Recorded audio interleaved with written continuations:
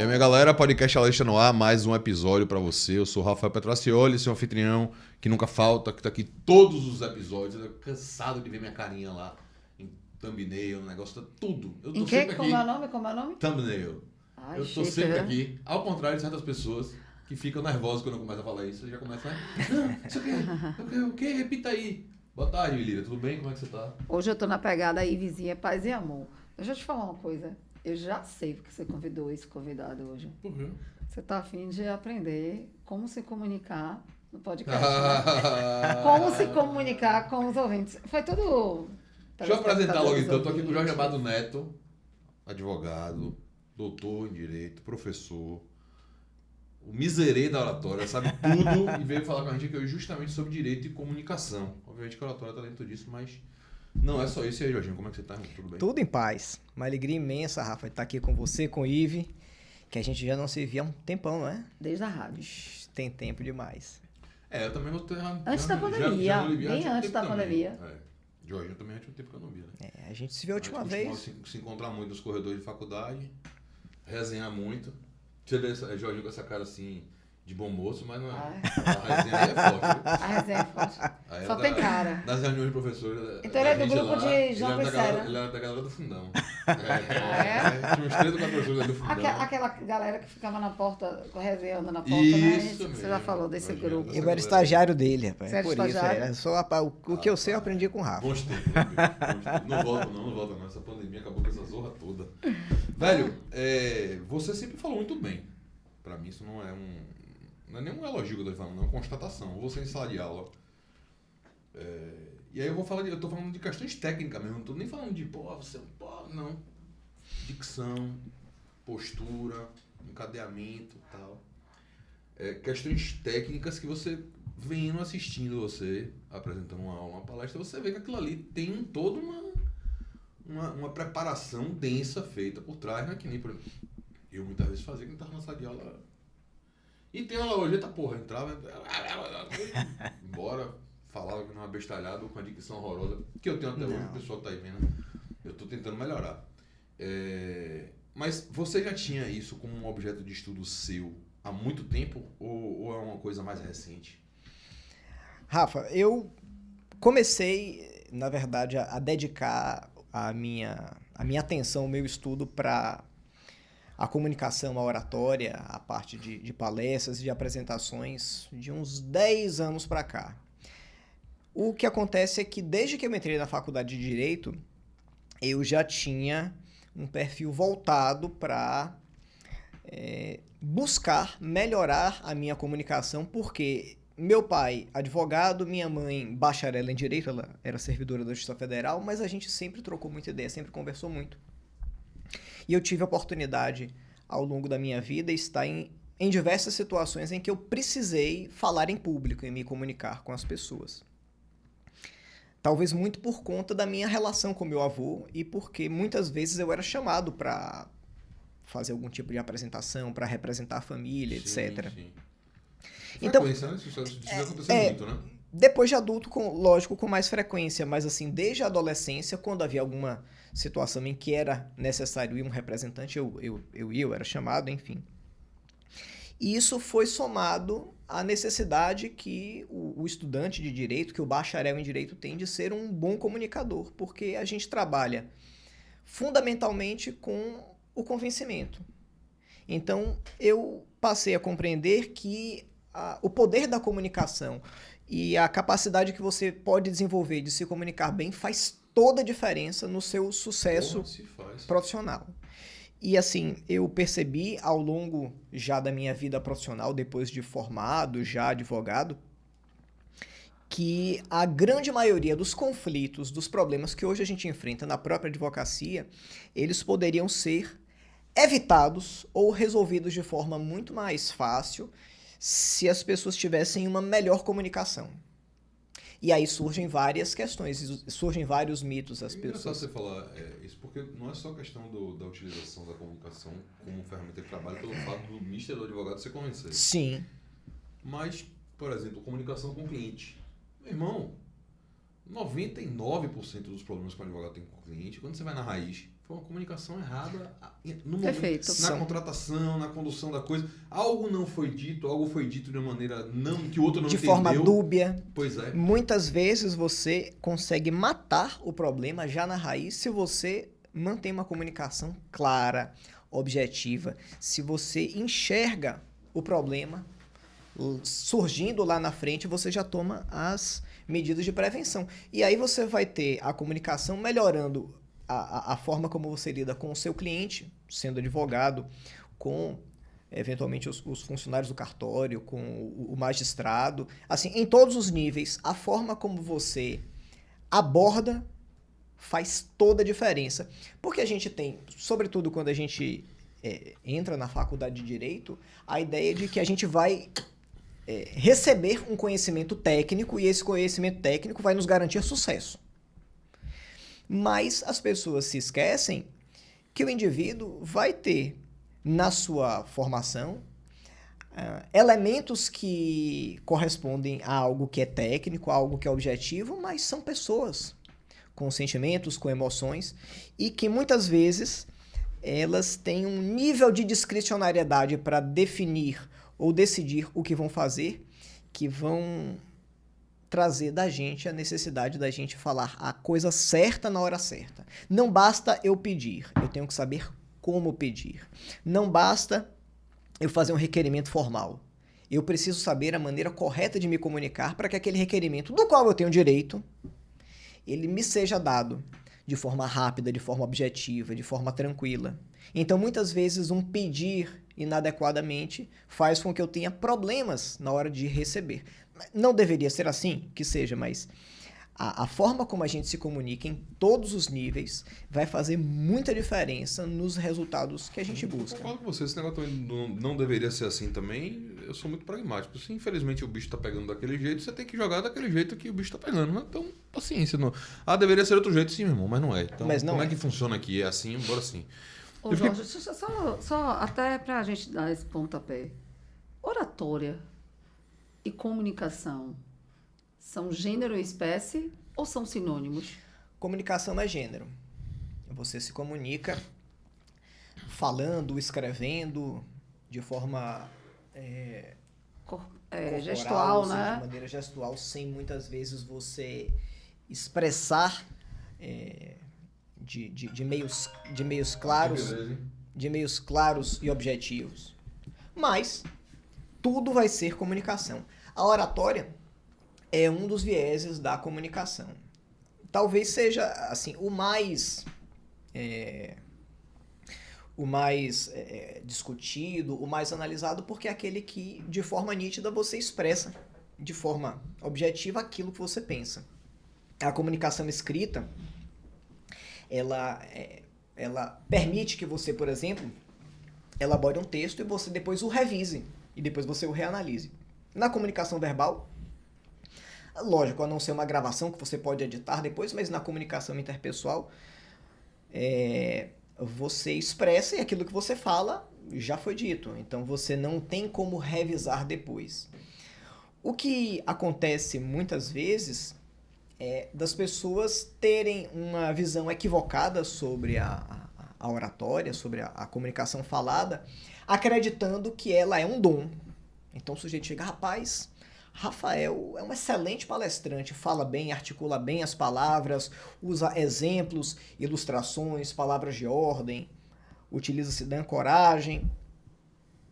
O sujeito nasceu com o dom, ele nasceu com a estrela. Na verdade, a comunicação, e especialmente a oratória, são fruto de treinamento.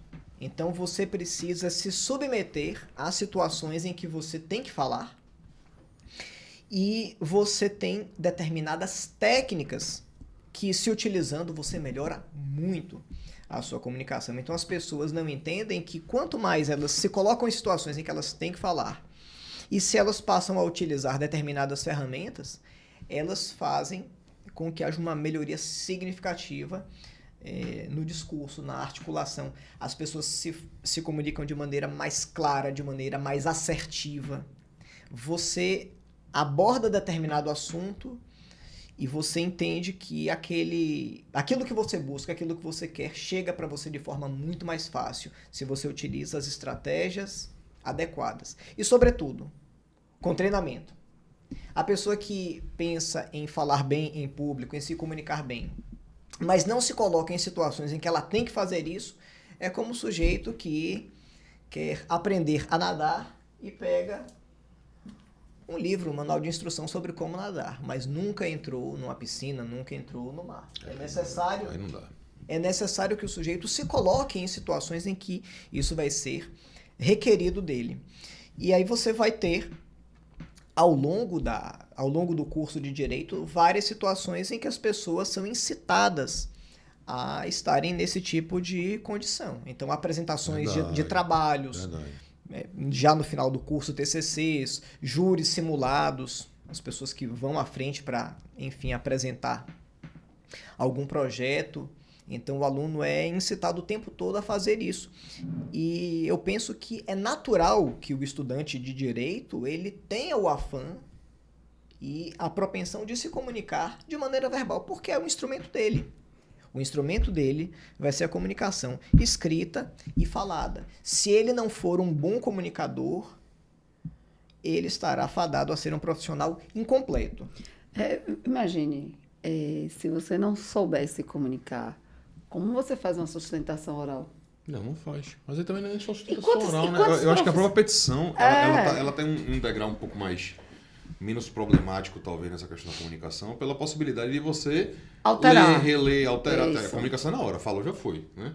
Mas eu vejo também que a advocacia tem muita dificuldade com a própria petição, às vezes, advogados que têm experiência e tal, mas quando travam na hora de fazer uma sustentação. Porque, por exemplo, tem gente que sabe escrever super bem, mas na hora de falar tem dificuldade. A gente sabe que tem pessoas que vão se especializando. Então, quando é equipe, deixa que vou eu falar. Sim. Deixa que você escreve. As pessoas, e ao invés de se testarem, né? Eu estava ouvindo Jorge falando... É o mico, medo de pagar o mico. Medo de pagar o mico, E uma das táticas Exatamente que eu tenho, não sei nem, é inconsciente, porque nunca fiz um curso de oratório. Deveria ter feito. Porque eu acho que ajudaria muito na minha profissão. Então, a gente vai aprender na prática. Mas toda vez que eu sinto que eu estou mais ansiosa para falar, seja porque o público é um público desconhecido, seja porque o assunto é um assunto que eu não me sinto tão segura, eu uso a respiração para me pausar, sabe? Então, eu vou me concentrando na minha respiração e, de certa forma, isso vai me acalmando e as palavras vão vindo, sabe? Sei lá. Você tem alguma tática? Você tá quase fazendo uma meditação na hora que você tá falando. O Isca tá ouvindo no meio da fala, né? O Isca tá no meio do caminho. Mas uma das coisas que são super importantes para você melhorar a forma como você se comunica é você se condicionar a falar um pouco mais devagar. E você balancear a maneira como você fala. Se você fala de forma muito rápida, de forma assim, muito corrida.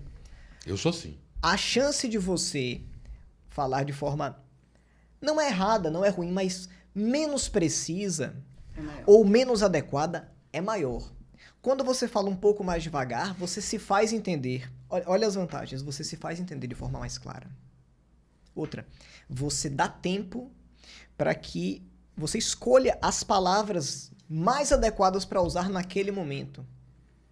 Você transmite mais confiança para as pessoas que estão lhe ouvindo. Se o sujeito fala de forma muito rápida, de forma muito atropelada, quem está te ouvindo, ele vai gastar uma energia imensa para entender exatamente o que você quer, e a impressão que você passa para essa pessoa é de que você está afoito, de que você está menos. As pessoas mais seguras, elas costumam falar de forma mais pausada, de forma mais objetiva, porque cada palavra que você utiliza vai levando a pessoa a entender a linha de raciocínio que você tem. Além de que quando você quer chamar atenção para um determinado assunto ou para uma determinada palavra, você faz as chamadas pausas técnicas. Então, você precisa, para citar um exemplo, você precisa, dentro do campo da comunicação, ficar muito atento com a sua com o seu ritmo de fala. Então a palavra ritmo ficou bem nítida e vai ficar durante um tempo na memória de vocês, porque eu dei uma pausa técnica para que aquilo, para dar ênfase naquilo. Então, assim, muitas vezes as pessoas são até super entendedoras do assunto, têm um conhecimento técnico vasto, mas elas se perdem no momento de apresentar essa comunicação. A Rafa falou algo que é, assim, precioso. As pessoas, muitas vezes, elas têm uma boa comunicação escrita, elas escrevem, peticionam muito bem, mas estamos lidando com pessoas e não com máquinas. Então, muitas vezes o sujeito faz uma petição, apresenta, mas ele precisa que o servidor ou que o magistrado analise com mais cuidado determinado aquele ponto.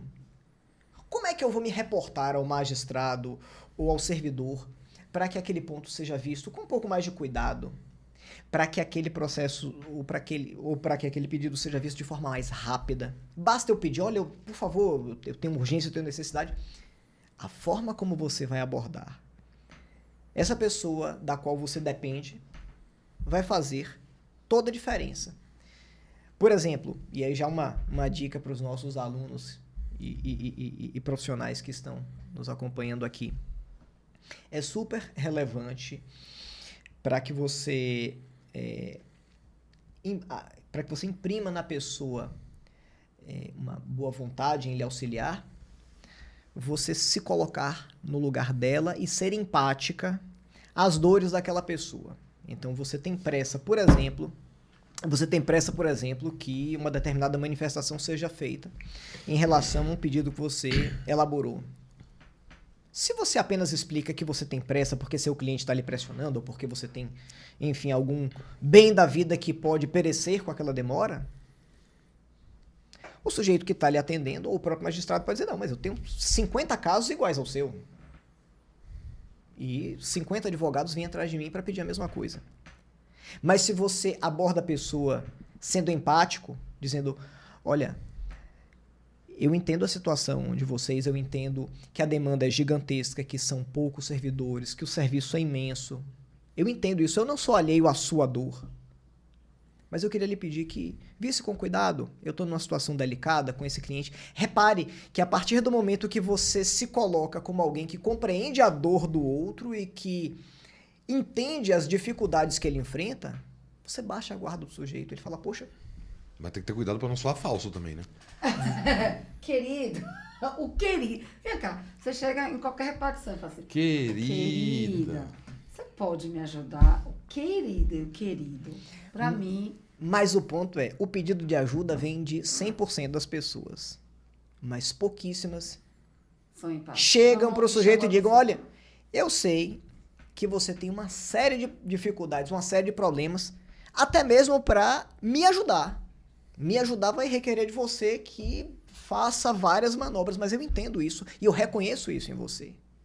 Então isso faz muitas vezes com que a pessoa se mova. Por quê? Porque o sujeito vai analisar de forma técnica, mas é um sujeito que também é movido por emoções. E isso faz toda a diferença. Você se colocar de forma empática. Tem um livro muito bacana que eu até recomendo aos nossos ouvintes, que se puderem leiam, que é o Manual de Persuasão do FBI, de um autor chamado Jack Schaffer. Muito legal o livro, maravilhoso, que vai trazer diversas ferramentas e técnicas de persuasão em que você adota... Vou comprar pra usar em casa. Ah, sim. Jogar com seus filhos. É uma boa estratégia. Alguma coisa tem que tentar. Tá molhado mesmo, tá molhado mesmo. Eu concordo. Pois é. Eu preciso também. Todo mundo precisa. É. Todo mundo precisa. O problema é se ele ler o livro também, que aí ele já Aí sabe já que vai, você... tô sabendo. E do jeito que o sujeito é. Ele fala, eu sei o que você está tentando, não adianta. Agora, Jorge, Mas só para concluir, Rafa, e assim, esse livro, por exemplo, ele indica que você muitas vezes tem situações que são idênticas e pessoas que conseguem determinadas coisas e outras que não conseguem. O contexto é o mesmo, a situação é a mesma, a demanda é a mesma. Por que algumas pessoas conseguem e outras não? Porque as pessoas que tentam fazer abordagens sem um preparo, sem uma técnica e sem saber exatamente como fazer, elas entram na vala comum. Eu já vou sair daqui já comprar um livro na Amazon. Não, é muito legal. É um livro muito legal. Persuasão do FBI. É. Pô, esses caras do FBI usam. Foi escrito por um ex-agente do FBI que se aposentou e ele escreveu nesse livro, ele narra e traz vários exemplos de técnicas que eles usavam para conseguir extrair informações de pessoas comuns, de sujeitos que estavam presos para serem investigados, enfim. É bem bacana, é bem interessante. Mas como você falou, a gente acho que não vai conseguir falar tudo que a gente tem para falar aqui de comunicação, principalmente porque as vertentes aqui são diversas, né? Então, Sim. Na advocacia você colocou algumas, você tem um professor, por exemplo, tem a questão das palestras, então tem um mundo pra gente falar aqui. Uhum. Mas eu tenho uma curiosidade em relação a isso pra você, do advogado. Sim.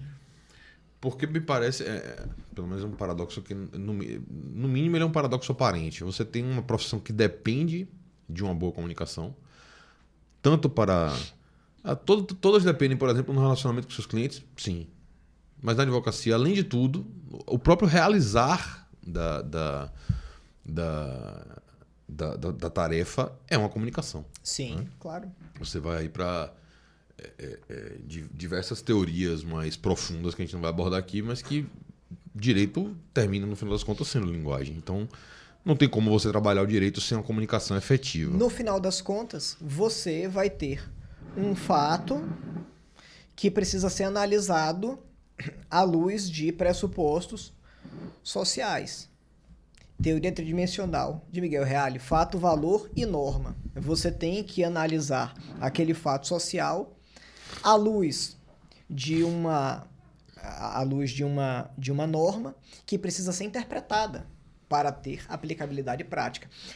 A defesa de uma tese jurídica nada mais é do que apresentar uma comunicação convincente e prática. Não, excelência. A minha forma de enxergar a situação é muito mais razoável do que a do meu colega. Por quê? Porque ela se baseia em tais e tais e tais aspectos.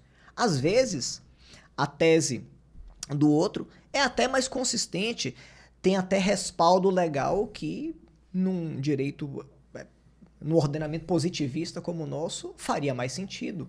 Mas você tem condições de, através da comunicação, realizar uma interpretação e demonstrar isso de maneira que o magistrado ou a pessoa que tem a possibilidade de conferir aquele direito, ela vai dizer, poxa, o que esse camarada fala faz sentido.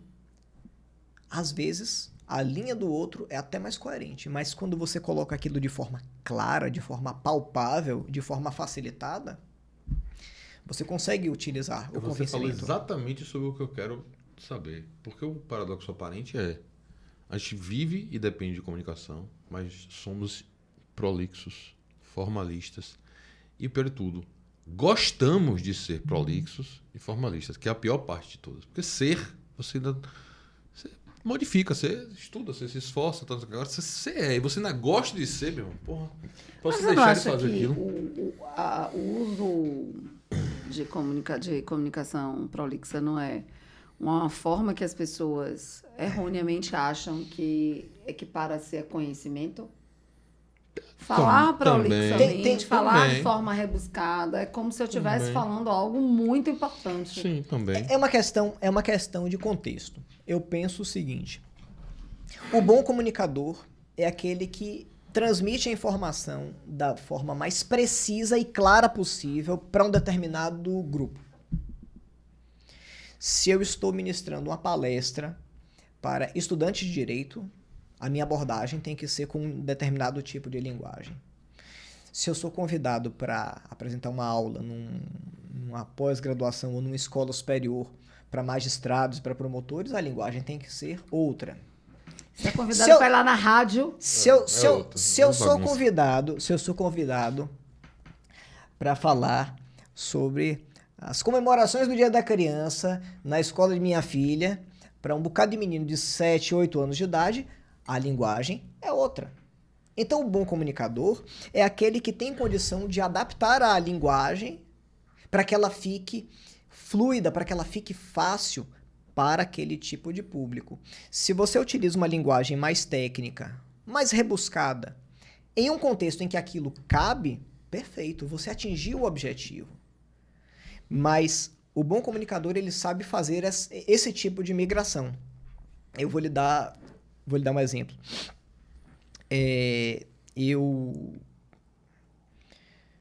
Eu escrevi um continho infantil, para minha filha Gabriela, com uma linguagem bem para criança. Eu escrevi uma coisa para crianças de 7, 8 anos de idade lerem e entenderem tudo. Quando eu escrevo um artigo para uma revista jurídica, para um público de estudantes, a linguagem é outra. Quando eu escrevo uma tese de doutorado em direito, que vai ser analisado por doutores em direito e que você tem um rigor acadêmico maior, a linguagem muda completamente.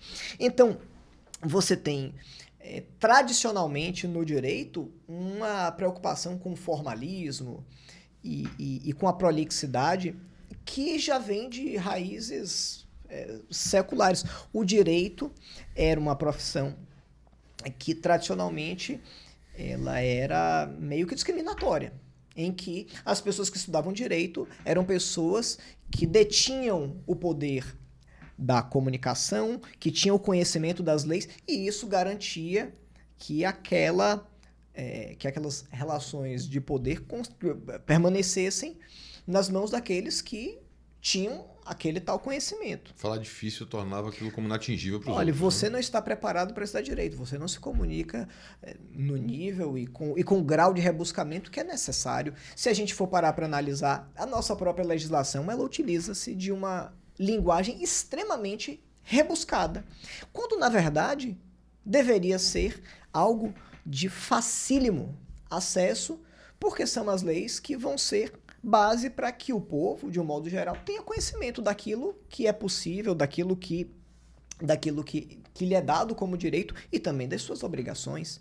Então você cria um distanciamento entre a maioria das pessoas e aquela elite ou dita elite intelectual do direito que mantém cada vez mais e historicamente as pessoas distantes de terem esse conhecimento. Então você cria a ideia de que as pessoas que falam de forma técnica, rebuscada e que são prolixas são pessoas altamente capacitadas, altamente preparadas, o que é um equívoco.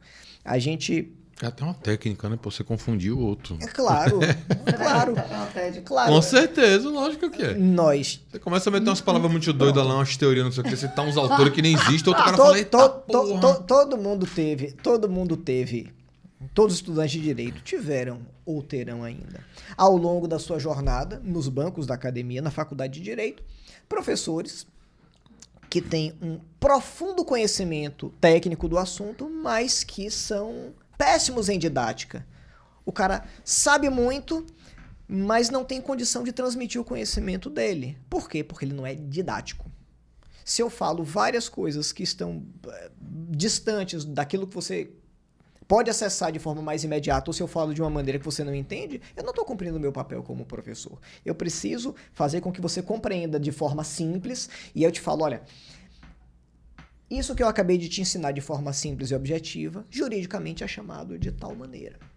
Ou você utiliza essas técnicas, você explica o que é mais básico e você conduz o sujeito a uma reflexão mais profunda.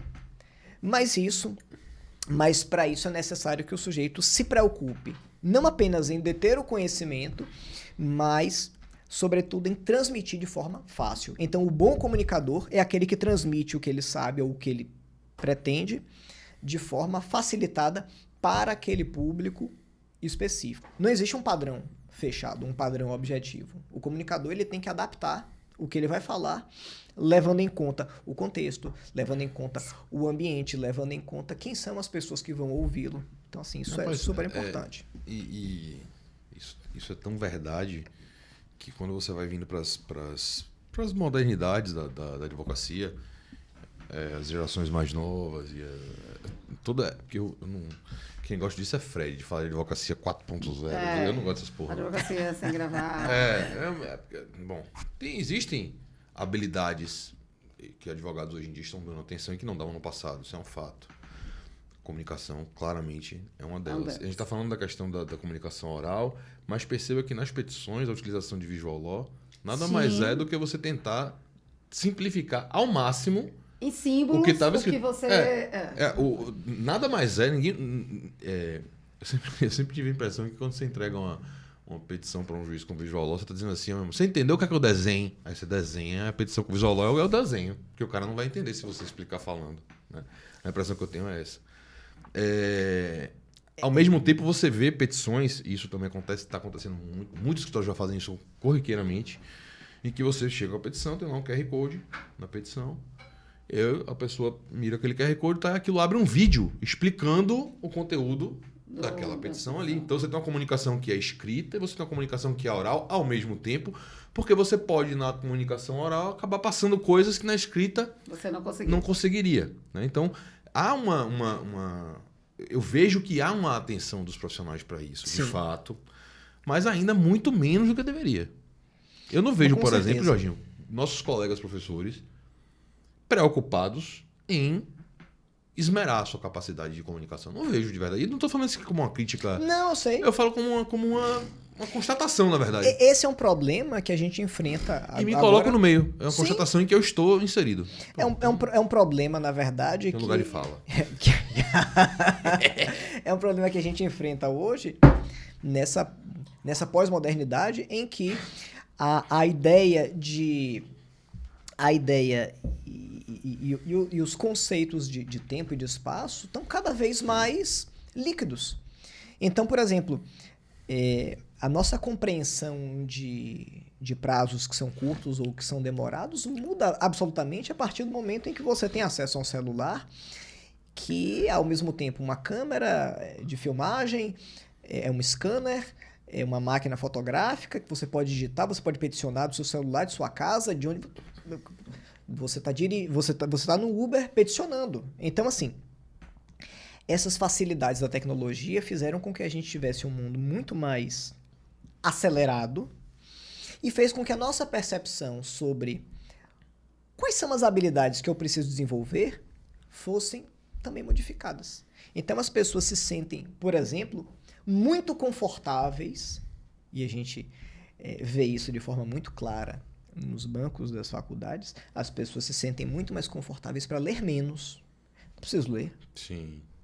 Eu não preciso ler. Tem informação instantânea. Porque eu não preciso daquele conhecimento porque eu acesso a internet, digito algo que naquele momento eu precise e aquilo me chega de forma imediata através do Google ou do que quer que seja. Então as pessoas se tornaram muito mais preguiçosas. E pesquisadores, são pesquisadores. Ninguém hoje tem um saber. Tem uma linha de Google para digitar. Exatamente. Eu não preciso ter aquele conhecimento. Se você perguntar para um estudante hoje quantos livros de direito eles leram nos últimos 6 meses ou no último ano, a maioria não leu nenhum. A pessoa estuda um determinado assunto, pesquisa aquele assunto pontual específico, mas sem qualquer preocupação em condicionar o cérebro a buscar informações, a estabelecer linhas de leitura. Engraçado, eu estava vendo esses livros aqui que fazem parte do cenário, eu vi aqui Teoria Pura do Direito, de Hans Kelsen. Adoro. É um livro fantástico, um livro introdutório que eu li no primeiro semestre de Direito. Gente, quantos alunos hoje em dia de primeiro semestre pararam para ler Teoria Pura do Direito? Não param mais. E fora o terror, né, de ler Teoria Pura do Direito no primeiro semestre, era terrível. As pessoas, nós criamos com isso, pessoas com uma série de capacidades para acessar informações generalistas, mas pessoas que ao mesmo tempo não levam consigo um conhecimento, que é fundamental. Ou seja, fica todo mundo... Corte a internet e mande o sujeito discorrer sobre um determinado assunto, ou dê uma pilha de livros para ele. Não vai longe não. Tem um colega nosso, do escritório de advocacia, que certa feita foi fazer uma seleção para estagiários. E aí colocou os estagiários lá, tal, não sei o que, e ia fazer, vai ter uma prova escrita. Alguém falou aqui no Uma prova escrita e uma entrevista. E a prova escrita, obviamente, papel e caneta. Claro. E aí, quando chegou na prova escrita, ele chegou e falou assim: o pessoal, não, uma pergunta, ele não, eu quero que vocês redigam uma procuração. E saiu. Os caras não sabiam fazer uma procuração, Jorge. Porque o copiou, colou. E tem um lado dessa questão que é um pouco injusto a gente também só meter o pau, porque essas facilidades da tecnologia fazem parte do desenvolvimento profissional também.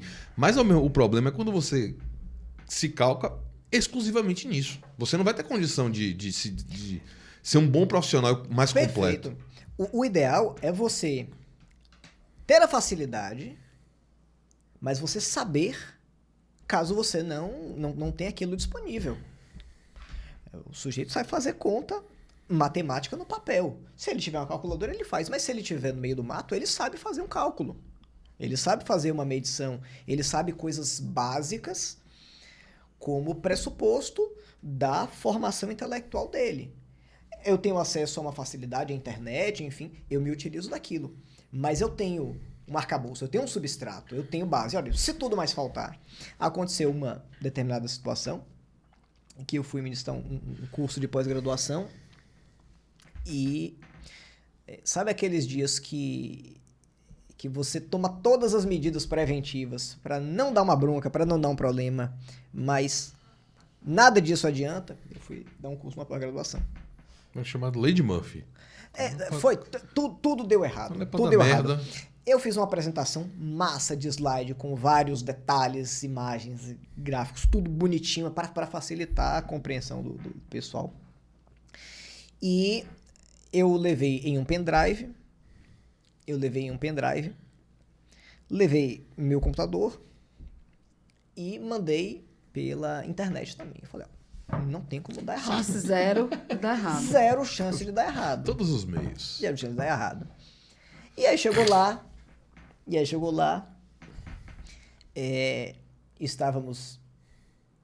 tava sem internet, a internet tinha caído. O pendrive não abria de jeito nenhum. E o computador, eu falei, não, tudo tranquilo, o plano C continua de pé. Eu abri o computador. Esqueceu a fonte de bateria.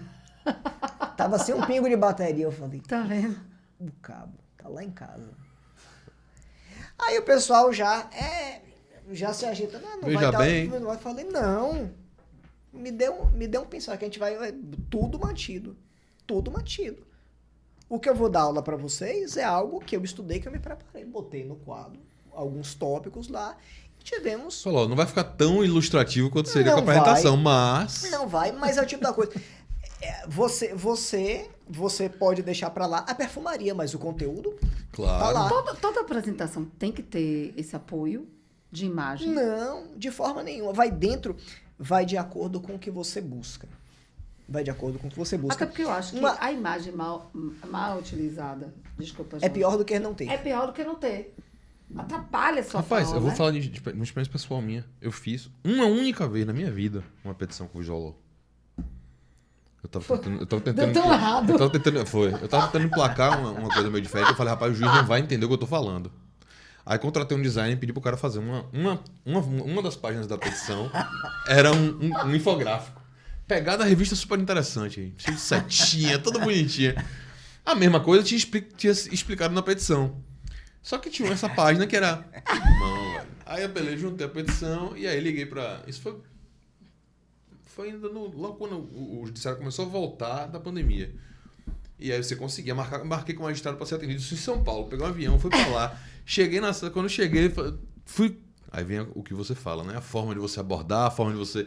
O cara já tava com a cara desse tamanho Mas já pra me receber. doutor, pare de frescura, doutor. Não foi com essas palavras, não, mas foi tipo assim, eu falei, não, doutor, é porque o que a gente tá tentando aqui é um pouco diferente, então eu queria conversar com o senhor, ver se o senhor entendeu. Ele falou, doutor, o senhor escreveu e o senhor desenhou.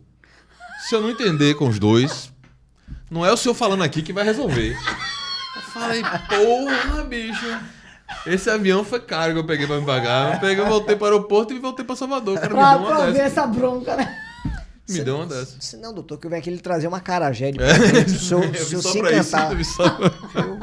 Porra, foi foda. Se eu acalmar o seu coração. Velho, eu fiquei depois totalmente traumatizado com a Pois ideia é. de É usar. porque isso também é outra coisa que eu acho que só colabora com o que Jorge falou.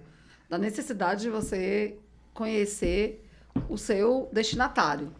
100%. Né? Porque você não pode ter uma comunicação que subestime o outro.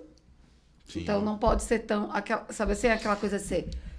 Você quer ver uma coisa que me dá agonia? Se a pessoa... Você entendeu? Quando me pergunta a terceira vez, você entendeu? Eu falei, qual a dúvida? Porque é uma questão... Nós já fazemos ou superestima, isso. entendeu? Nós já fazemos isso de forma inconsciente. Eu acho que Depois de muito tempo na militância, você começa a identificar os perfis de determinados magistrados. Então você já sabe antecipadamente qual tipo de abordagem que você deve fazer. Quem são as pessoas com as quais você deve lidar e tratar de maneira mais formal.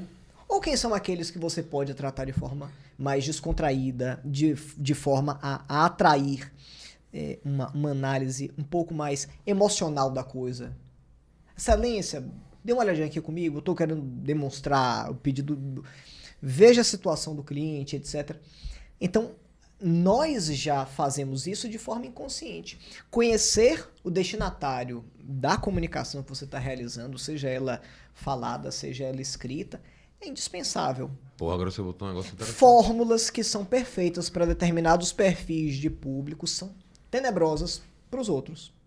Se você chega, por exemplo, para um magistrado que é totalmente favorável e receptivo a essas questões da proximidade, do networking, o juiz vai chegar, meu amigo, ô doutor, o senhor veio da Bahia só pra me ver, que bacana e tal, não sente aqui, vamos ver.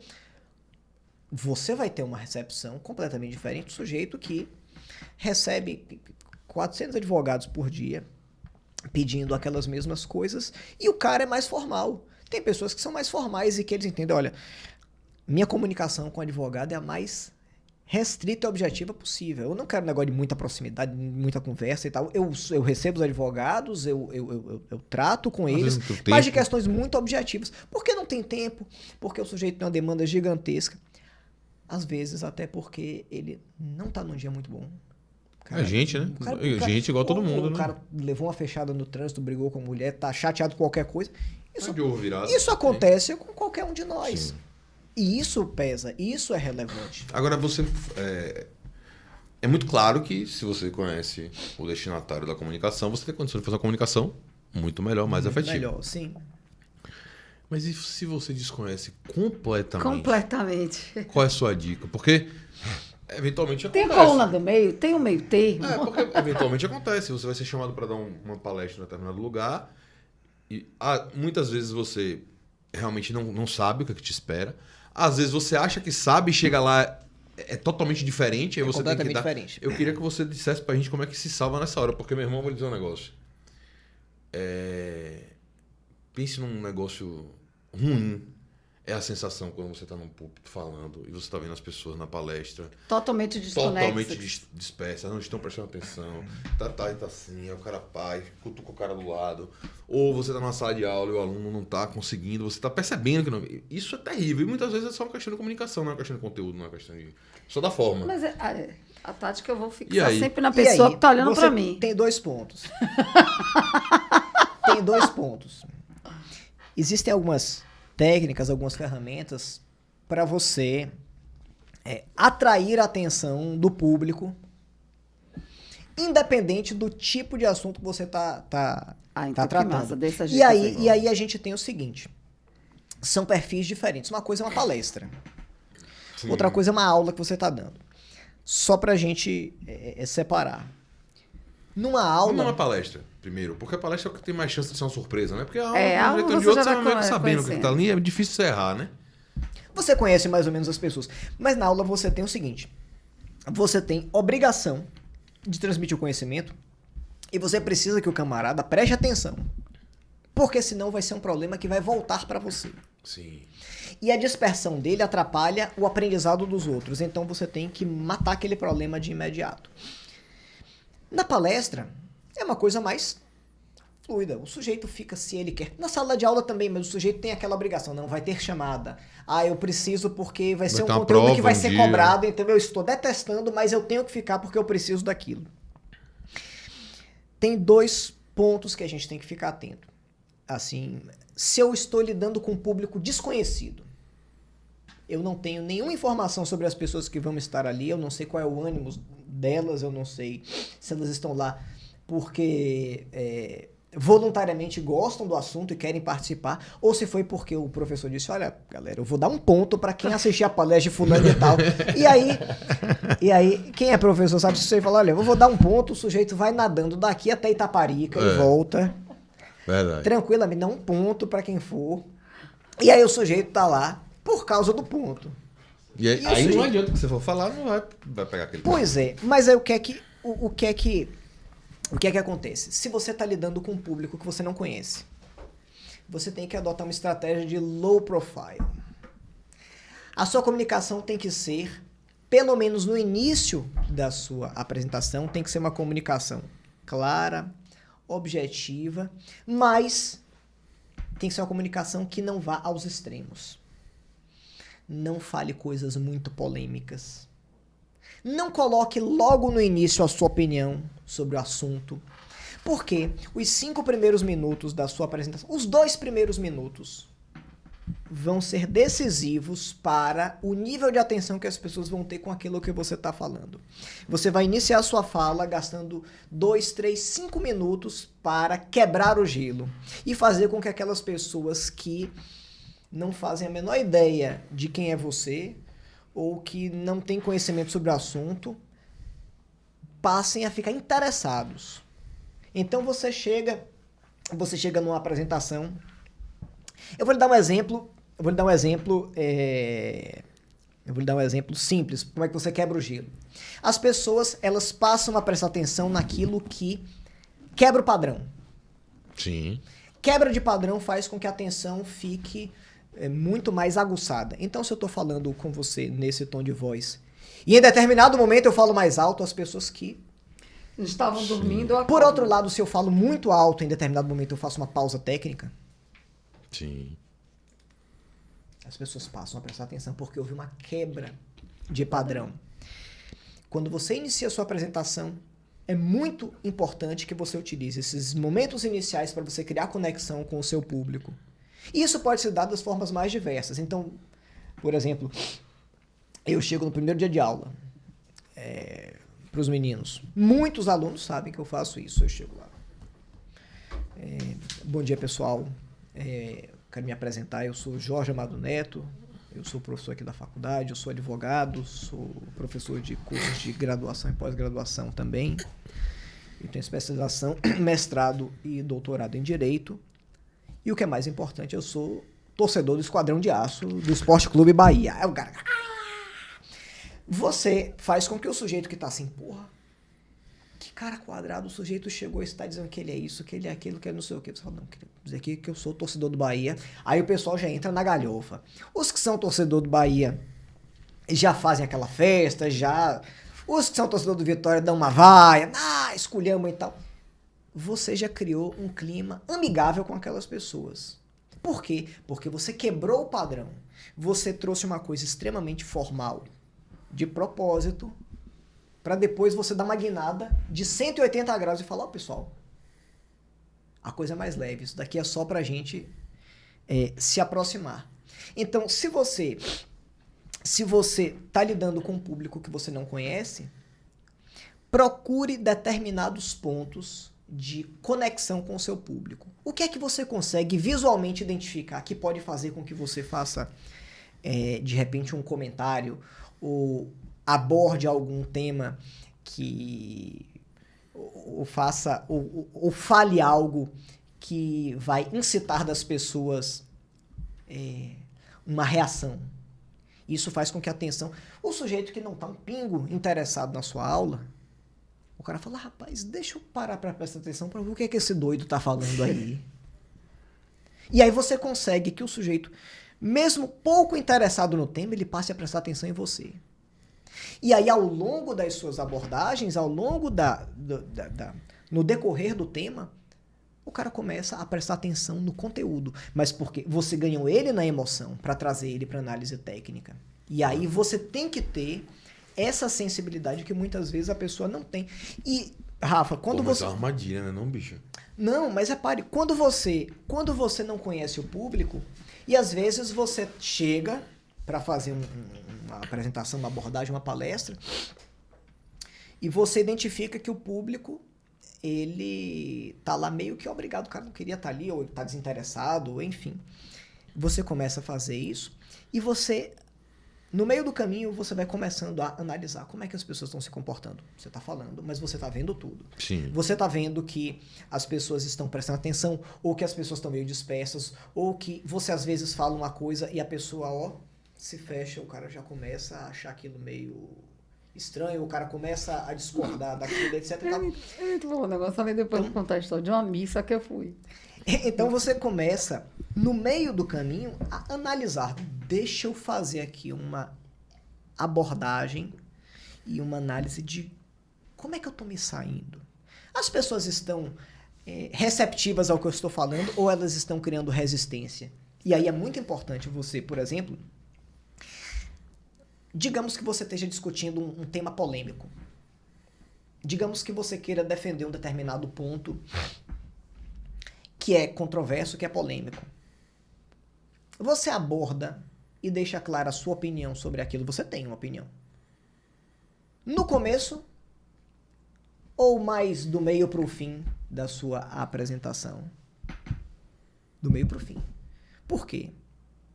Porque você chegou lá, pessoal, vamos falar sobre o assunto tal. Olha, eu sou da opinião que essa xícara não é preta, ela é azul escuro. O cara que acha que é preta, ele já vai falar, pô, já me fecho, não, eu já discordo de você. Você já dividiu o público Agora, se eu chego e falo, pessoal, existem questões polêmicas que envolvem a cor dessa xícara. Alguns entendem que ela é azul escura, outros entendem que ela é uma xícara preta. Vocês já pensaram sobre isso? Quem é que acha que é diferente? Existem tais e tais e tais e tais aspectos que a gente tem que analisar e que nos levam a crer que é preta. Mas existem esses outros. A tese que eu quero defender é a última informação. Eu coloquei uma tese preliminar que não é a que eu defendo. A que eu quero que fique firmada é a última. O que você fala por último é o que fica. É o que consolida. Você vai analisar os pontos de algo que você quer trazer como abordagem, mas no final você traz o arremate com a sua posição. Existem esses pontos, mas na verdade esses aqui são os que eu entendo que são os mais coerentes. E perceba que até na forma de você dar a sua opinião e de você colocar o que você pensa, você me diz, olha, isso aqui é o certo. Você fala, olha, na minha compreensão, isso aqui é mais razoável, isso é mais adequado. Eu não estou dizendo que é preto e acabou. Eu estou dizendo, olha, eu enxergo dessa forma por causa dos fundamentos. Só tem que as pessoas que tinham uma opinião diferente da minha, quando eu chego na hora do arremate, elas já tiveram tempo para acompanhar a minha linha de raciocínio e falar, papai, realmente, olha, eu até achava diferente, mas esse cara é razoável, ele apresenta argumentos que são válidos. Poxa, na pior das hipóteses, eu vou levar em consideração o que ele está falando e vou repensar o meu ponto de vista. É uma das funções da oratória. É levar as pessoas à reflexão ou à ação. Eu quero que o cara reflita sobre o que eu estou falando. Ou eu quero colocar ele para agir. Então, e aí quando é uma dê um contexto de exemplo de uma fala em que você está chamando a pessoa para agir e como é que em que se diferencia essa comunicação nesse momento? Que é mais complicado, né? Sim. Mais difícil. Sim. Quando você pretende colocar o cara para refletir sobre o assunto, você vai levantar várias hipóteses e você vai levantar várias hipóteses de situações e vai levar o cara a analisar, sobretudo quando você não tem poder de decisão em relação a ele. Eu vejo muito isso, Rafa, quando eu realizo uma mediação. A mediação é um negócio interessante. Na mediação, o mediador, ele não tem a prerrogativa de influenciar o sujeito.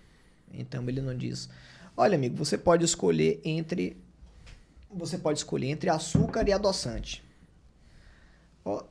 Eu acho que você tem liberdade, mas eu escolheria o adoçante porque é muito melhor, muito mais saudável. O mediador, ele não pode fazer isso. Ele deve fazer o seguinte, olha, você tem o açúcar e você tem o adoçante. O açúcar tem determinados elementos que são maléficos e o adoçante tem esses outros elementos que são maléficos. Sim.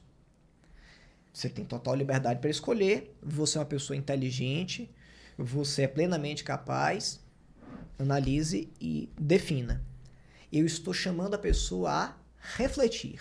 Eu apresento dados. Quando você convoca alguém a refletir, você apresenta dados e você permite que o sujeito analise aquilo. É lógico, quando a gente está tratando de questões mais subjetivas, você pode colocar o seu ponto de vista, mas você fala, ó, esse é o meu pensamento, mas existem opiniões divergentes que são igualmente possíveis. Você está chamando o cara a refletir sobre o assunto e ele vai, diante das possibilidades que você coloca, ele vai se posicionar. E eu falo sobre a mediação porque, em uma situação como essa, o sujeito vai decidir sobre se é mais vantajoso ele adotar o caminho da direita ou da esquerda. Se ele vai adotar o caminho A ou o caminho B. Mas você não direciona sobre o que ele deve fazer. Quando você chama o sujeito para a ação, você se posiciona de forma muito mais nítida. Você se posiciona de forma muito mais nítida. Olha, nós temos um problema. O sujeito está participando de uma... Olha que delícia, de uma reunião de condomínio. Do condomínio de Iva, então, hein, lá no meu condomínio, hoje tem assembleia. Filma pra gente, por favor. Teve uma que teve murro, né? Já te disse. O condomínio de Iva é top. Pois é. Não posso por causa da proteção de dados pessoais. Pois é. É um lugar onde você reúne gente fina, elegante e sincera. Não tão elegante assim. É um lugar onde filho chora e a mãe não vê, meu. Pois é. Então você está discutindo sobre a necessidade de intervenções no condomínio para realizar uma benfeitoria. Olha, a gente tem um problema X e precisa resolver. Mas você precisa que as pessoas votem favoravelmente aquilo. Você fala, olha, pessoal, nós temos esse problema.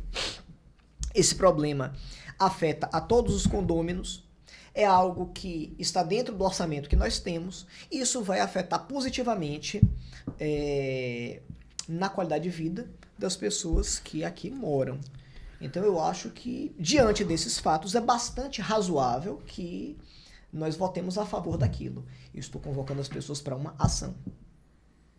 É mais do que uma mera reflexão do qual o sujeito tem diversas possibilidades e a compreensão dele vai definir qual o melhor caminho. Quando você convoca para ação, você desnuda essa sua... Você coloca de maneira mais clara o que você quer. A sua posição, o seu posicionamento. Chamar para reflexão pense a respeito disso, porque talvez aquele senso comum ou aquela forma que aquilo sempre foi feito não seja o melhor caminho. Mas na comunicação você tem espaço para abordar das duas maneiras e tudo vai depender sempre do contexto, do público e do seu objetivo. Então, assim, você tem que ter um objetivo muito claro antes. Você tem que ter um objetivo muito claro. A gente está numa sala de aula, a gente quer que o sujeito preste total atenção, porque a gente precisa passar o conhecimento, precisa passar o conteúdo. Para eu passar o conteúdo, eu preciso dominar esse conteúdo e eu preciso também que o sujeito preste atenção naquilo que eu estou falando. Então eu vou buscar estratégias para ser didático, para ser claro e para ser interessante. Nós que demos muito tempo aula, sobretudo no período da noite e com aulas presenciais, a gente ficava, às vezes, em sala de aula até quase 10 horas da noite. Sim. Então a gente pegava, em várias situações, um público de pessoas que tinham acabado de sair do trabalho, que estavam exaustas, que tinham marido, esposa, família, para dar conta depois quando chegasse em casa, que iam pegar um ônibus depois da aula para voltar para casa. Como é que você atrai e mantém a atenção daquelas pessoas, mesmo diante de tantas dificuldades? Então é super importante você ter o conhecimento técnico, mas você ter as ferramentas para manter aquela pessoa te acompanhando enquanto você discorre sobre aquilo. Eve falou mais cedo sobre situações em que, às vezes, o advogado, e aqui a gente até pode ampliar o exemplo de pessoas que escrevem, redigem muito bem, mas estão, às vezes, muito temerosas, elas estão com medo, elas ficam inseguras para fazer uma apresentação em público. O sujeito tem que se preocupar com duas coisas. Ter conhecimento do assunto, uma das situações que mais geram esse medo de falar em público, são a pessoa não estar plenamente segura daquilo que ela vai falar. Se eu não estou muito seguro, eu não tenho certeza das informações. Eu posso ser a qualquer momento interpelado por alguém que quer tirar uma dúvida. E se o sujeito não sabe responder, ou se não sabe apresentar informações sobre aquilo, o sujeito fica numa saia justa. O medo de falar em público, no final das contas, é o medo de não fazer uma boa apresentação, de cair no ridículo, ou de não ser considerado como um bom, ou o que quer que seja nesse sentido. Então, uma boa preparação técnica, fundamental, mas o treino. Porque o treino é o que vai fazer com que aquilo que é uma situação excepcional se torne habitual. Você consegue se ouvir? Não gosto. Eu também não gosto. É bem estranho, mas é super importante. É super importante se você quer melhorar a sua comunicação. Se grave, faça uma gravação, apresentando qualquer coisa. E depois se assista. Você vai começar a identificar uma série de pequenos vícios que para você são imperceptíveis porque você está na situação, você está vivenciando a situação, mas que as pessoas às vezes percebem. E quando o sujeito começa a fazer isso, ele começa a fazer as abordagens e as apresentações prestando atenção naqueles pontos. Quando a gente fala, por exemplo, sobre o sujeito que tem um conhecimento bem aprofundado sobre o assunto, mas que ele não se sente confortável apresentando para outras pessoas, pode apostar. É uma pessoa que não está habituada a fazer aquilo.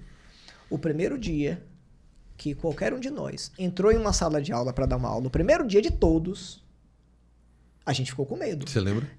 Eu me lembro. Eu não lembro. Claramente. Eu levei. Eu não lembro. Eu Acho que levei na acho que eu época. apaguei da memória. Eu lembrei, tinha como é a transparência, porque primeira vez na sala de aula, Não é do meu tempo, eu não. usei O que é transparência e aí passei uma semana fazendo as transparências de uma aula. Só que a transparência, aí você tinha que abaixar a luz, né? A sala ficava aquela coisa quietinha para refletir na maresia. palavra, na parede. Eu, no meio da aula, percebi que aquilo não ia dar certo. Nunca mais guardo as transparências até hoje, só para memória, né?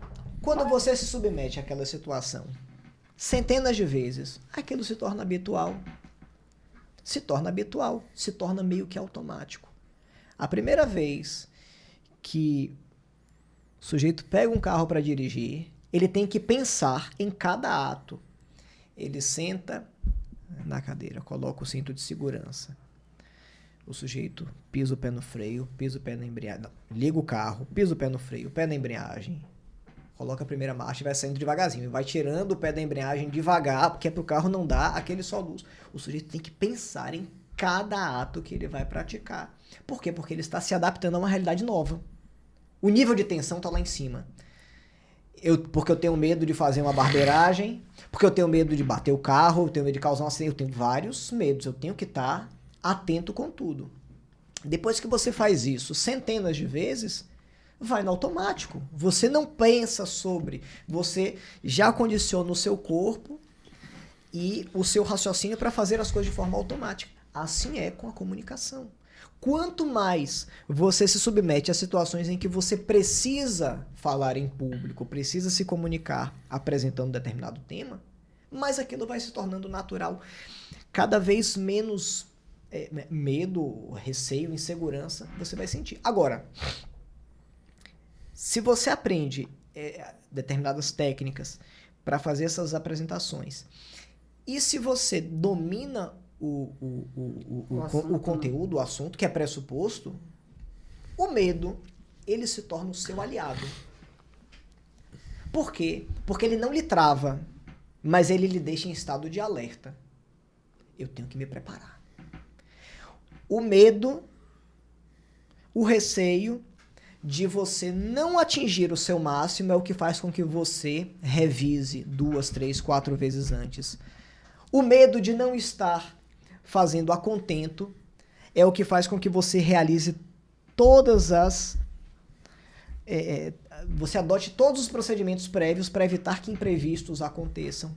É por isso que você chega mais cedo no lugar. É por isso que você testa o microfone. É por isso que você conversa com o pessoal do evento. Fala, vem cá, esse evento é para quem? Quem é o público? Quantas pessoas são?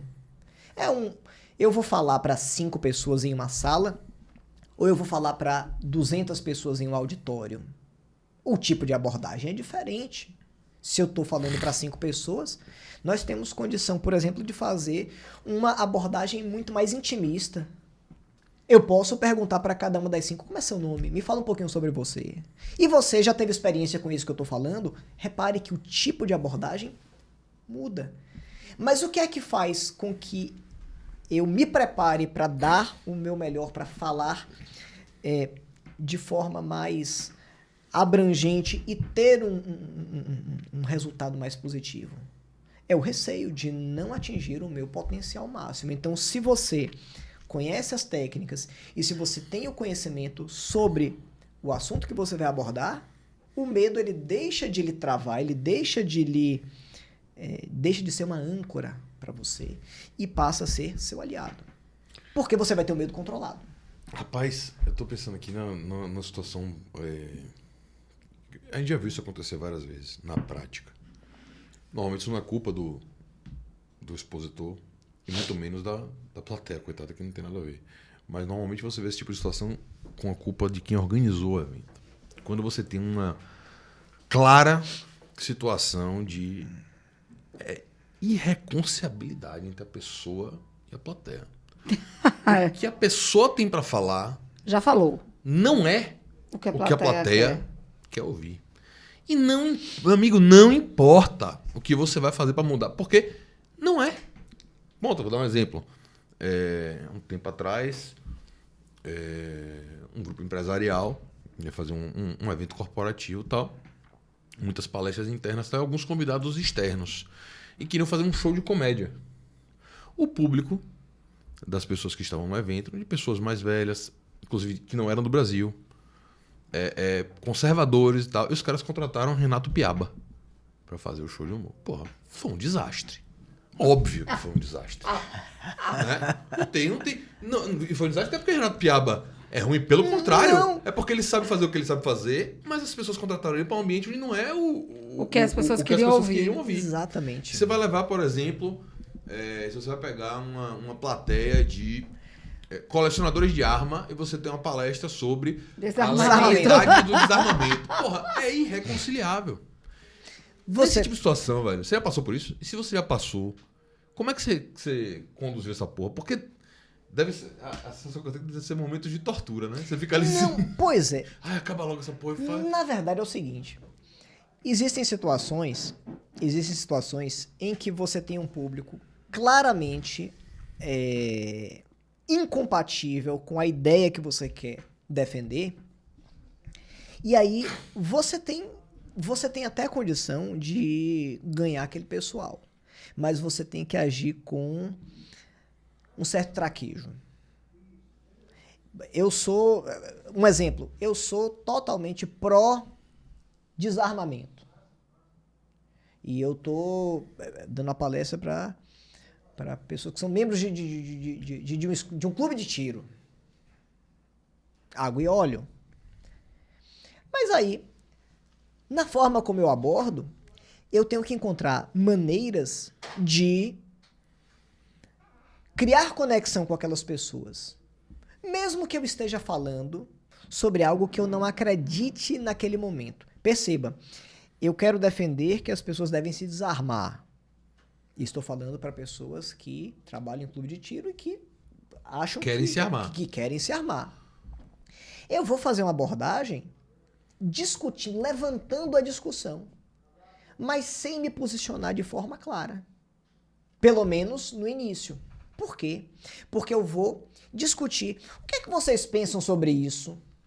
É bom, não é bom? Perceba, numa palestra, diferente de uma sala de aula ou de um diálogo, na palestra você fala, mas as pessoas não interferem.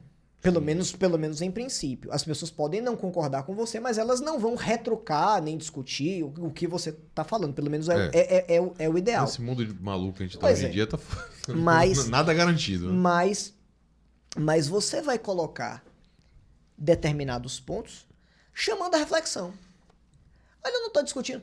Você não se posiciona sobre se aquilo é certo ou se aquilo é errado. Vamos pensar sobre isso. O que vocês pensam sobre a situação X ou Y diante de uma crise e de uma polêmica sobre armar ou não armar as pessoas? Perceba que você, numa situação extrema, em que você é chamado para defender um determinado ponto de vista que é completamente contrário ao das pessoas que vão te ouvir, você vai agir dessa maneira. Você não vai querer convidá-las para a ação. Se desarmem. Você vai convidá-las para a reflexão. Eu não estou dizendo que eu estou certo, não. Mas eu estou lhes convidando a conhecer as minhas razões por acreditar no que eu acredito. Quer continuar armado? Continue. Mas pense sobre o que eu estou falando. O tipo de abordagem é diferente. Não é incompatível a partir do momento que você não quer que o sujeito faça algo, além de pensar sobre as coisas que ele vai ouvir. Se ele não quiser ouvir, ele se levanta e sai. Ele não é obrigado. Porque o objetivo da palestra não pode ser você querer agradar o público. Tem que ser você conseguir passar a mensagem. Exatamente. Você tem que passar a mensagem. Você tem que tornar a mensagem agradável às pessoas, não do ponto de vista material. Você tem que fazer com que aquele tema seja interessante. Você pega, por exemplo, pessoas que abordam determinados temas, dos quais você não tem grande interesse, mas a maneira como aquele cara apresenta é fantástica. Nós tivemos na faculdade muitos professores que ministravam aulas em cadeiras que não eram muito do nosso interesse, mas a maneira como o cara passa, os exemplos, o espírito que o cara traz para aquele ambiente é tão bacana que você fica. E você é atraído por aquilo. Então, a questão não é você convencer o sujeito. É você primeiro atrair a atenção dele e fazer com que ele sente, lhe ouça, fique interessado no que você está falando e respeite o ambiente, enfim. Você não criar um clima de animosidade, mesmo que ele discorde de você. E aí a forma como você aborda é que vai fazer com que o sujeito, mesmo discordando de você, ele lhe respeite do ponto de vista intelectual e do ponto de vista de alguém que está ali como convidado. Se o cara lhe convida, ele tem que lhe respeitar, ele tem que criar um ambiente favorável, agradável para você, mesmo que ele não concorde contigo. A parte de você atrair a atenção do público e manter essa atenção, aí é com você. Mas existem situações que a falta de cuidado com esses aspectos de organização podem trazer palestrantes menos experientes ou pessoas um pouco menos treinadas a situações em que ela pode entrar numa enrascada. Por exemplo, você não vai pegar um palestrante que vá bater boca nem discutir com o público, por exemplo, ou colocar o ponto de vista dele querendo... Porque hoje em dia a gente está indo para lugares, para situações em que isso é o normal, né? Se você leva isso para as redes sociais, você vai para uma selva, onde as pessoas não têm, né? É selva. Nem falar de rede social, senão, meu irmão. Não, você tá indo... Selva O problema... Barbárie. A questão é, a pessoa entender que se ela está num ambiente de palestra para lhe ouvir, ela tem que respeitar as suas opiniões. Segue e concorda caso ela queira. Agora, o que esse palestrante deve entender é que determinados tipos de públicos requerem abordagens específicas. Se eu estou falando para pessoas mais jovens, a abordagem é uma. Se eu estou falando para um pessoal mais velho, para idosos, a abordagem é outra, completamente diferente. E não é a abordagem do ponto de vista material, não. É sobre a maneira como aqueles pontos são tocados. Você vai falar para um grupo. Eu dei uma palestra uma vez para um instituto feminino de uma organização, eu não me recordo, tem muito tempo, foi em 2012 isso. E eram senhoras, com mais de 60, 65 anos, já eram bem senhoras mesmo. E que eu fui convidado para falar, foi no centenário de Jorge Amado, para falar sobre a literatura de minha avó, de Dona Zélia. Com esse tipo de público, eu tive que estudar qual é o tipo de abordagem que atrai a atenção dessas pessoas. Então, por exemplo, para pessoas mais idosas, é muito interessante que você, ao longo da sua fala, você faça paralelos entre o que você está falando hoje e como as coisas eram no passado, na juventude daquelas pessoas. Isso cria uma comunicação muito mais facilitada, porque isso aguça naquelas pessoas memórias afetivas. Poxa, eu me lembro que na década de 70, na década de 60, quando eu era mais novo, acontecia dessa forma e tal, e tal, e tal, e tal. Isso faz com que se crie conexão com as pessoas. Isso faz com que você ganhe o público. E até mesmo quando o assunto, do ponto de vista prático, não é o assunto mais interessante para elas, elas prestam atenção. E elas passam a se interessar. Não pela coisa em si, mas pela embalagem que você apresenta aquilo para elas. E como a embalagem é importante para tudo, inclusive para a comunicação. Você consegue fazer com que o conteúdo seja, às vezes, quando meio chato, um conteúdo até aprazível. Por quê? Porque você coloca aquilo de forma tão leve, de forma tão atrativa, que as pessoas compram aquela ideia, as pessoas embarcam junto contigo. Você já foi chamado para uma palestra sobre um tema que você claramente achava um saco? Várias vezes. Meu amigo. Eu já. Várias vezes. Eu já fui, já fiz isso, mas não, eu fui nos tempos que eu tava só como trainee, só como estagiário de palestrante, mas eu não faço mais. Por quê?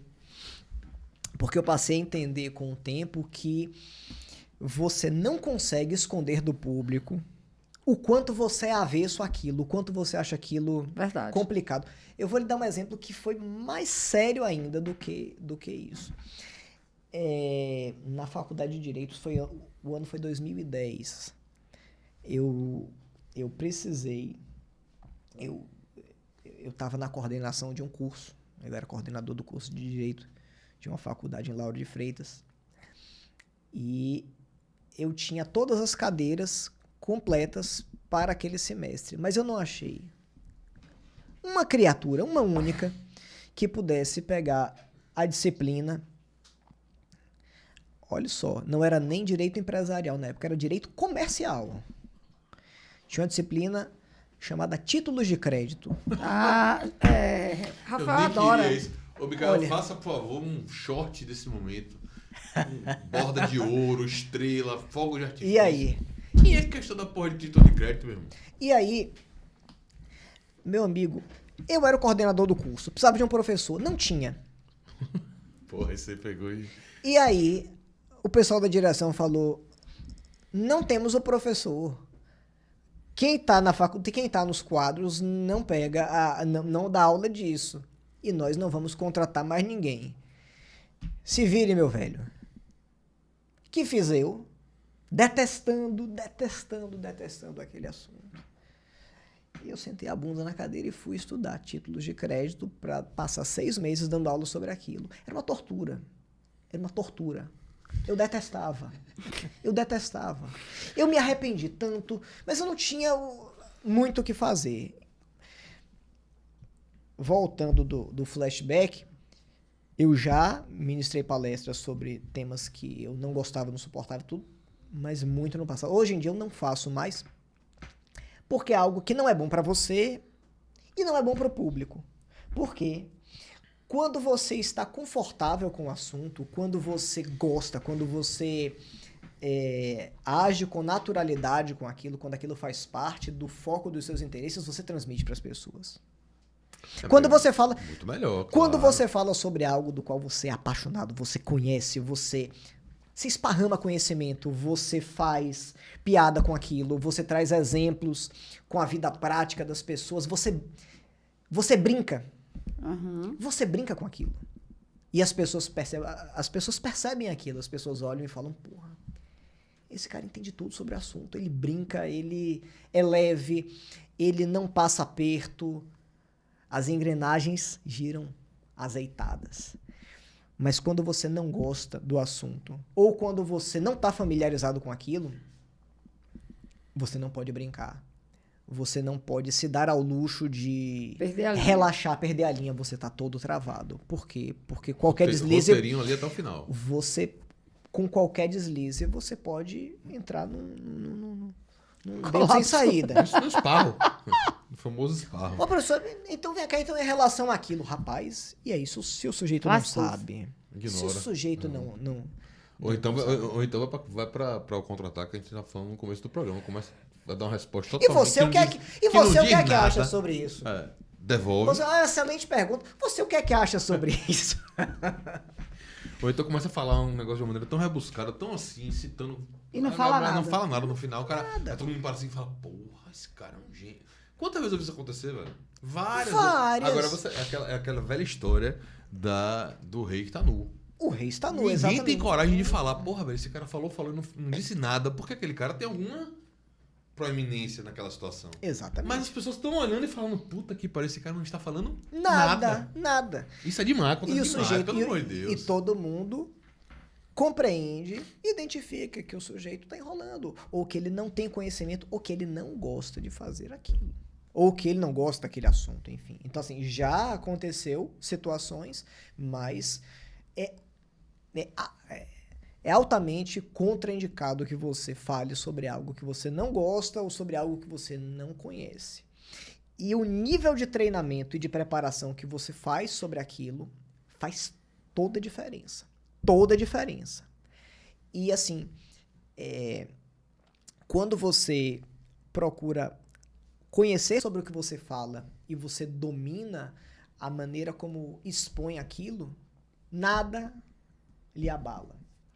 E nada lhe abala, eu digo, inclusive, em relação a problemas externos dos quais você não tem nenhuma ingerência.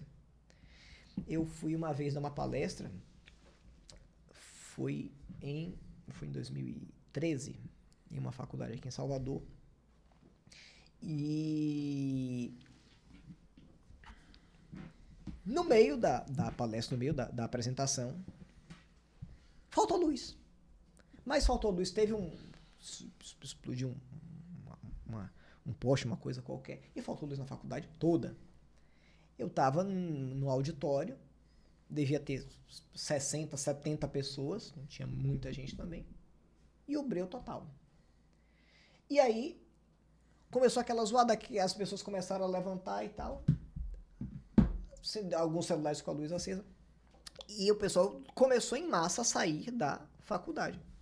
Eu já estava bem no finalzinho, faltava 5 minutos de palestra, e o pessoal estava participativo, estava altamente interessado. Aí, 95% das pessoas, se estivesse no meu lugar, iriam, pessoal, sem luz, vamos embora e tal, vamos aqui de forma ordeira. Aí eu falei, pessoal, não levante não, sente aí. Lá fora tá um mangue, o pessoal saindo da sala, fazendo barulho. Sente aí na cadeira, não faça nada não. Você vai agora fechar os olhos e você vai só me ouvir. Aí o pessoal, quebra de padrão. O cara fez uma coisa completamente diferente do que eu esperava que ele fosse fazer. E aquelas pessoas sentaram. E eu terminei a palestra. Falei, ó, você vai fazer bastante silêncio agora, você só vai ouvir minha voz. Aí eu brinquei. Feche os olhos. Pense que é a sua consciência falando com você agora. Já entrou na galhofa e tal. E eu terminei a palestra porque eu tinha conhecimento do conteúdo que eu ia tratar e porque eu tive inteligência emocional de lidar com o controle com o do seu problema. corpo. É. Mas você também, eu acho que o nível de domínio que você tem naquele momento ali, técnico da coisa, é o que lhe deixa relaxado para você tomar Sim. decisões de emocionais Claro, corretas, né? claro. E se você não treina, se você não se coloca em situações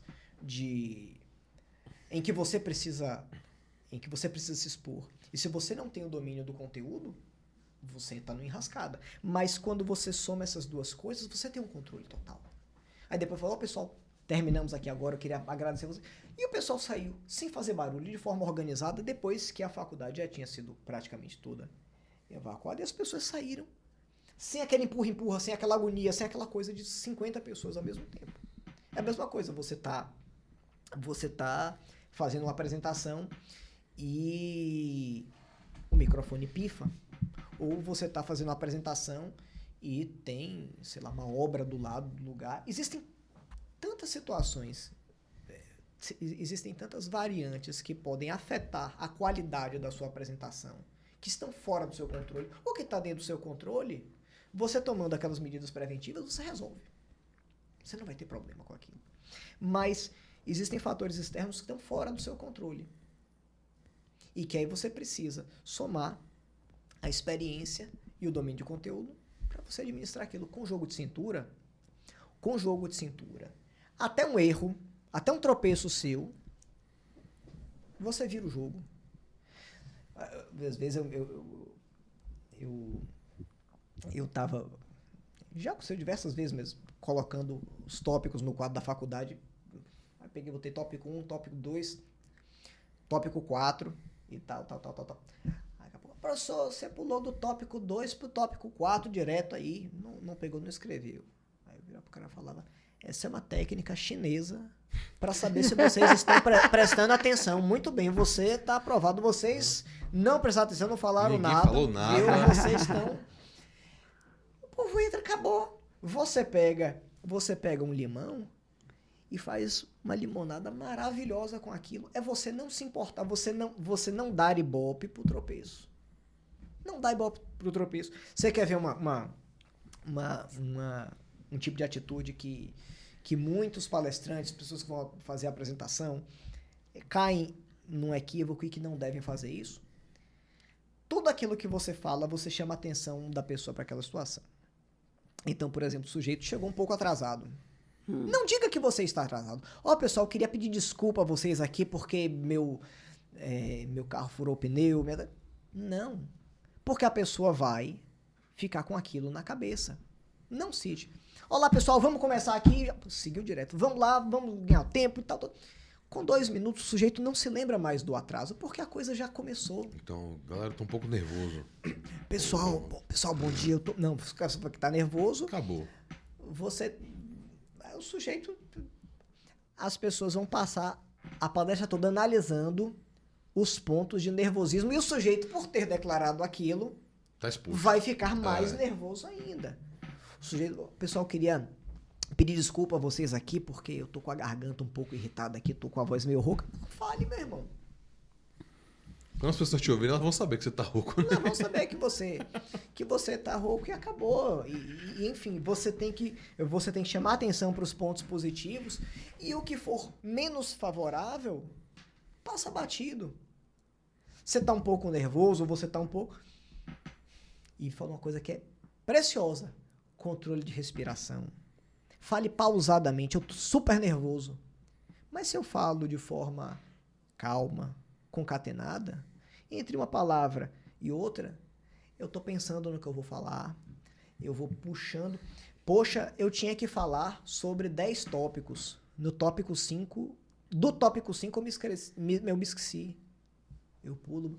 Eu pulo pro tópico 6, depois pro 7, pro outro. Depois que eu chegar no 10, se eu me lembrar do 5, falo.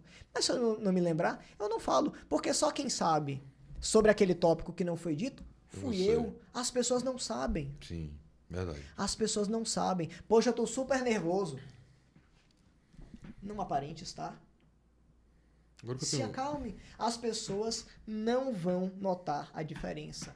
Agora, se você deixar claro através da sua fala ou através da maneira como você faz a apresentação que você tá com algum problema ou com alguma questão, você vai ficar mais nervoso, mais inseguro Vai evidenciar, né? e as pessoas vão dar menos credibilidade a você por estar naquela condição.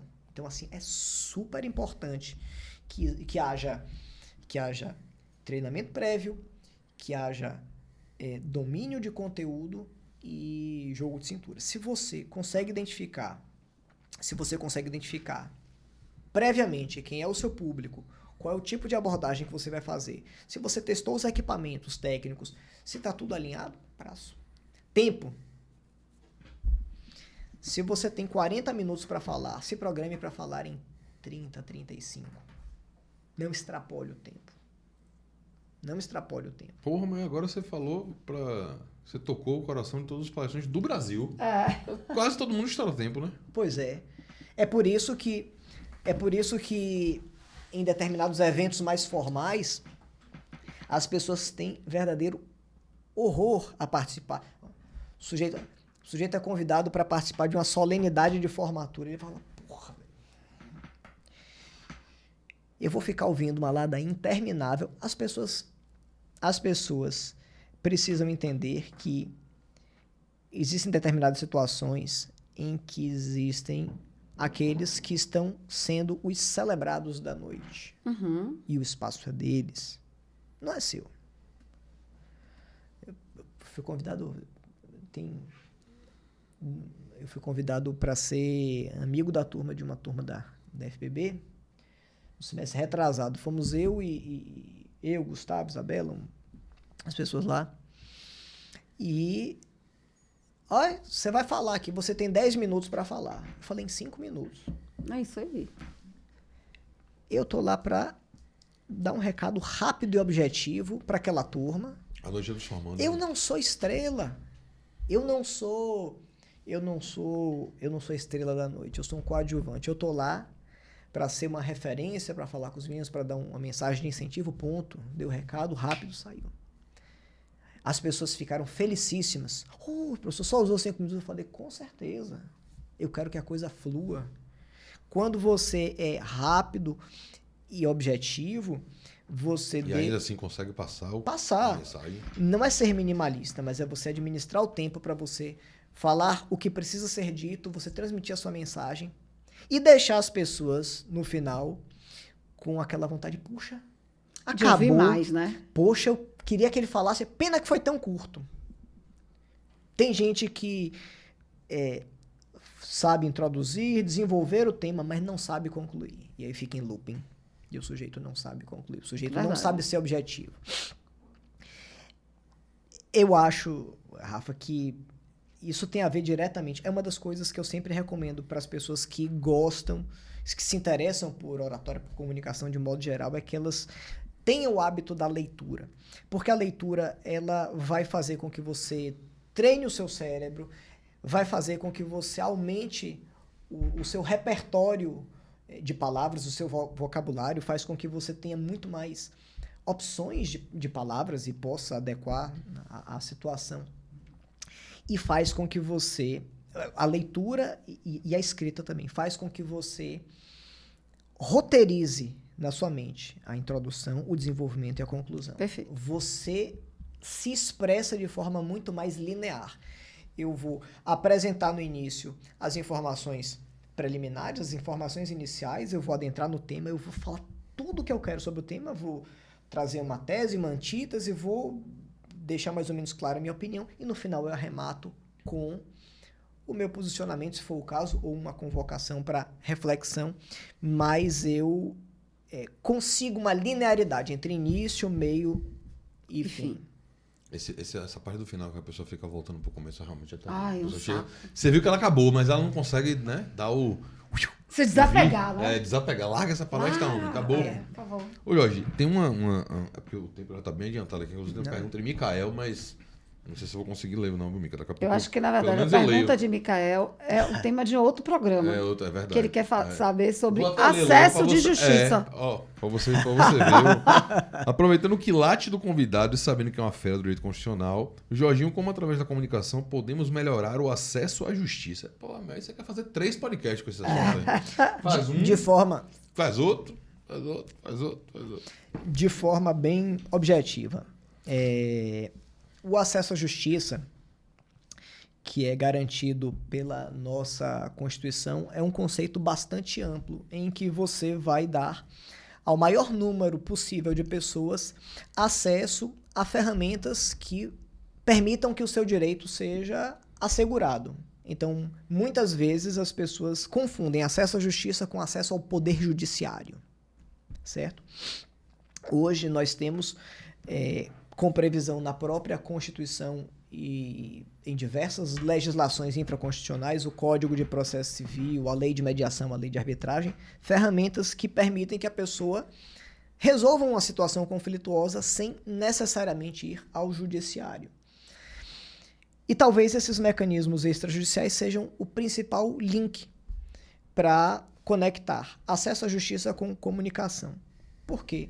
Porque através das ferramentas extrajudiciais, ou seja, dos mecanismos que são alheios à jurisdição formal do Estado, eles permitem que você tenha diversos conflitos resolvidos através de conversas menos formais. Então você tem muitas vezes situações que iriam desaguar no judiciário, mas que são resolvidas previamente num bate-papo como esse, de forma muito mais simples, de forma muito mais facilitada.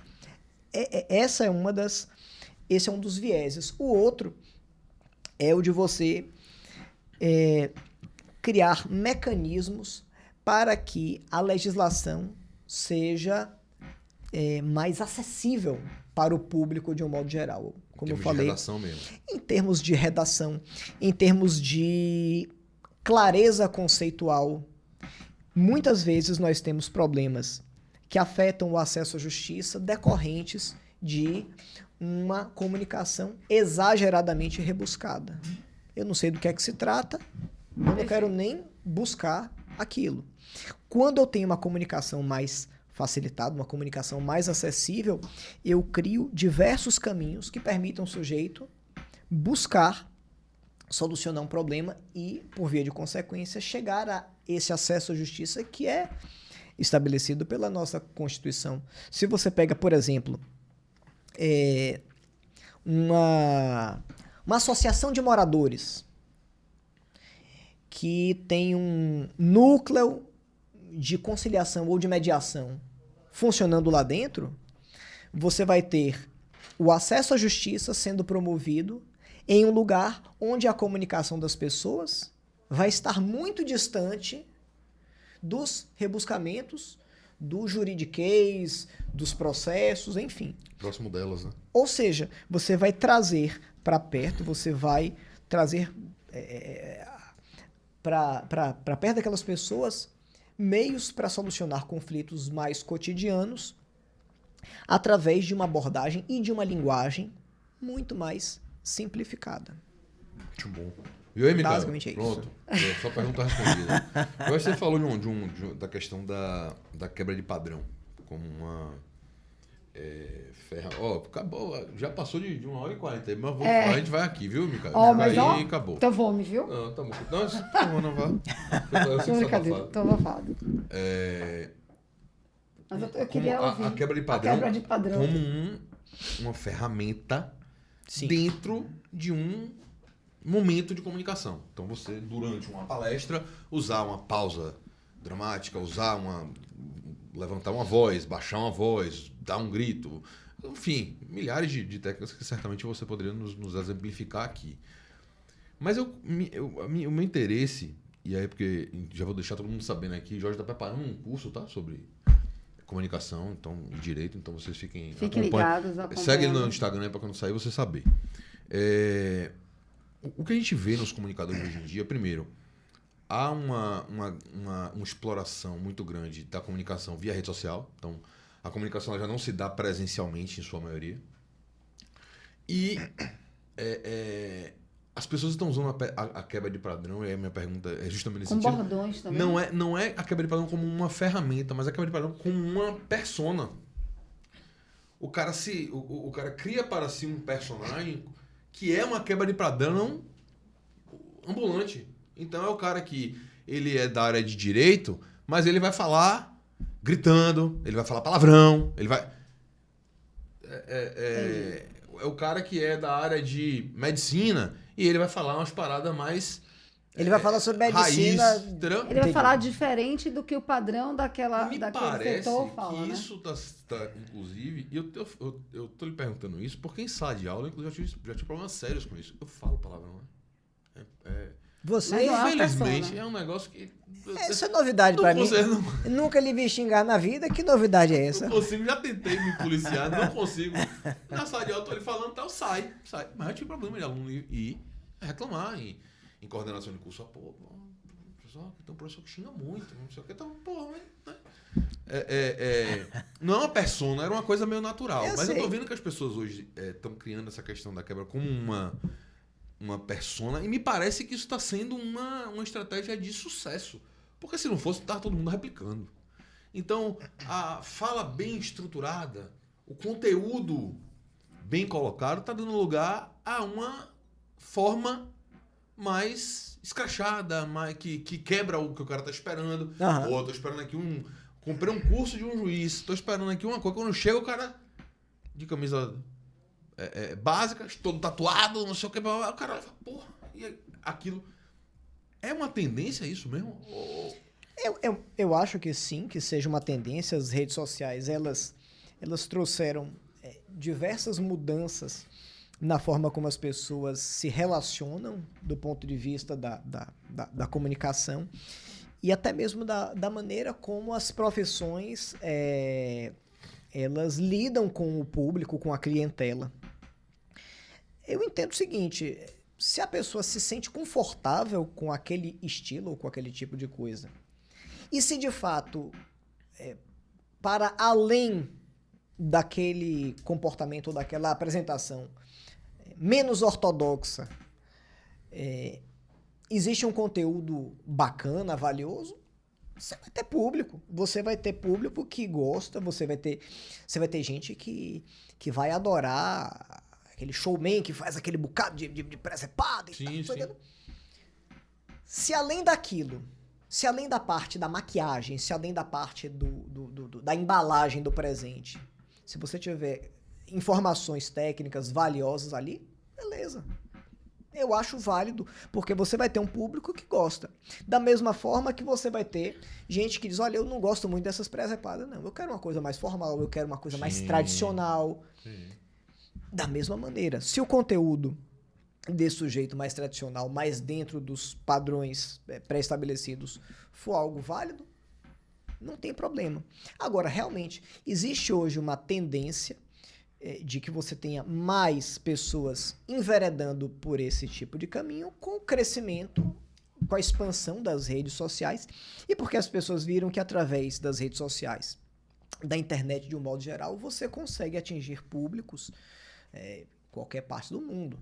Então, do ponto de vista da advocacia, o sujeito pode advogar sem obrigatoriamente estar presencialmente em um outro estado, a título de exemplo. Então, a estratégia que o sujeito usa é algo que vai decorrer diretamente de algo que ele se sinta confortável, se sinta à vontade, e do público. Se tem público para aquilo, ótimo, ele vai ter um bom resultado. Agora, o que esses profissionais têm que ficar atentos ele pode inovar, fazer algo diferente, ele ser uma quebra de padrão ambulante, beleza. Mas ele precisa sustentar o conteúdo. Porque se for só aquilo, ele rapidamente vai cair no descrédito. Se tiver aquilo. Mas se tiver muito conteúdo por trás, perfeito. Agora, se o sujeito é muito bom no show, no mise-en-scène, mas, poxa, é fraquinho, não entra em questões Quando você exprime, não sai nada. não entra em questões mais consistentes, ele vai ter problemas. Ele vai ter problemas e qualquer pessoa que busque algo melhor vai... E da mesma forma que as redes sociais são super positivas para promover e divulgar o que é bom, também para se espalhar, o curso de fulano de tal, a apresentação de fulano de tal, não presta não. É muito confete para o conteúdo. A propagação da informação. Não, é por bom e por ruim. Gera por lógico. bem e por ruim. Agora, bem e por mal. essa questão dessas maneiras diferentes e tudo mais, eu não sei se você já explorou isso para você, enquanto comunicador, né? Mas você joga aquela coisa ali, porque a gente falou agora há pouco sobre você não saber quem é o público para quem você está se apresentando. A rede social é exatamente isso. Você está se apresentando para o todo. O todo, meu irmão. Tem de tudo ali dentro. Você não sabe para quem você está se apresentando. Agora, uma coisa é certa. Não importa o que você coloque como embalagem. A algumas pessoas você agradará. É inevitável. E outras você não E vai outras- agradar. E faz parte do jogo. E tá tudo bem. Você tem que entender que você não tem a obrigação de agradar a todo mundo. A gente vê isso aqui, né? Você não tem Vou obrigação. Você não tem obrigação. Vai ter pessoas que vão achar péssimo o que você está falando. Vai ter gente que vai falar, olha, eu discordo completamente do que você fala, mas respeito a sua posição intelectual. Como vai ter gente? E se a gente leva para as redes sociais, nas redes sociais o sujeito vai falar o que lhe vem à cabeça, sem nenhum tipo de filtro, tanto para elogiar, quanto para falar mal, para esculhambar o que você está colocando. E você não deve se deixar afetar por nenhum dos extremos, nem pelos elogios exagerados, nem pelas críticas sem fundamento, sabe? Se você for dar muito ibope para os elogios exagerados, etc., você vai ficar meio metido a besta, meio orgulhoso. Não é bacana, você tem que ficar no meio termo. E se você for prestar atenção e dar muito ibope para as pessoas que discordam de você e que eventualmente escrevem coisas que lhe desagradam, você não faz nada. Faz parte do jogo. Faz parte do jogo. Só não tem pessoas que gostam ou que detestam aqueles que não se manifestam. A gente está nadando no oceano.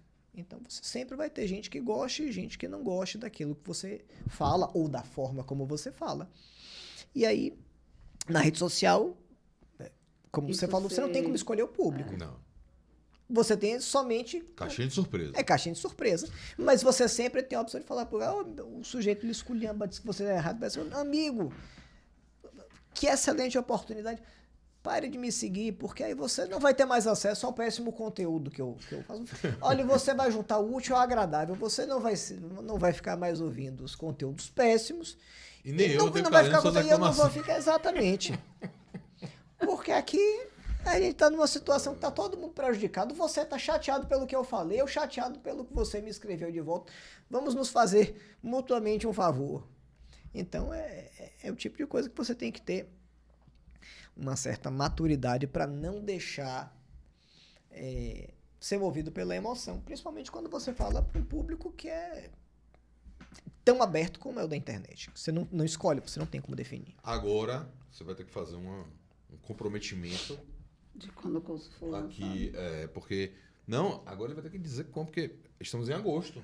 Eu quero que ele diga para quando é o lançamento do curso dele. Já marcar para lançar Tem na que rádio. dizer pelo menos um mês, velho. Não precisa dizer hoje do dia, não. Rapaz. Senão...